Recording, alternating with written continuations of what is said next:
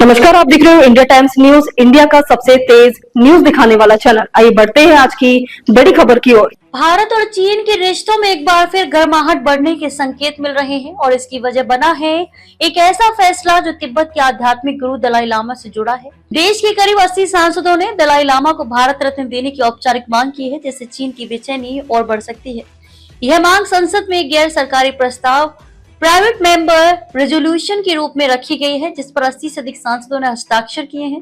इस प्रस्ताव के माध्यम से भारत सरकार से अपील की गई है कि दलाई लामा को उनकी मानवता, शांति और करुणा के संदेश तथा भारत तिब्बत के ऐतिहासिक संबंधों के सम्मान स्वरूप देश का सबसे बड़ा नागरिक सम्मान दिया जाए।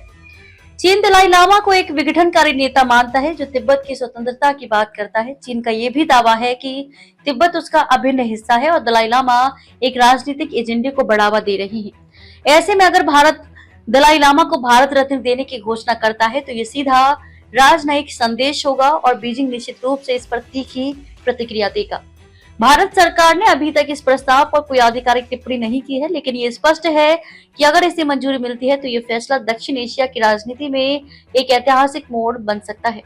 इस प्रस्ताव पर हस्ताक्षर करने वाले सांसदों में सत्ता पक्ष और विपक्ष दोनों के नेता शामिल हैं। भाजपा, कांग्रेस, टीएमसी, जेडीयू, शिवसेना, शिंदे गुट और यहाँ तक कि कुछ निर्दलीय सांसदों ने भी समर्थन जताया है। यह दर्शाता है कि यह मुद्दा केवल पार्टी की राजनीति से ऊपर उठकर राष्ट्रीय सम्मान और वैश्विक नैतिकता से जुड़ा हुआ है।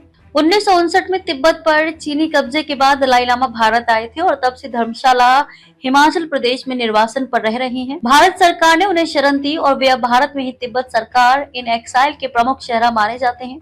उन्होंने पूरी दुनिया में अहिंसा, धर्मनिरपेक्षता और करुणा के विचारों का प्रचार किया है और उन्हें नोबेल शांति पुरस्कार भी मिल चुका है। खबरों में अब तक के लिए बस इतना ही। फिर होगी आपसे मुलाकात, तब तक के लिए नमस्कार और देखते रहिए इंडिया टाइम्स न्यूज।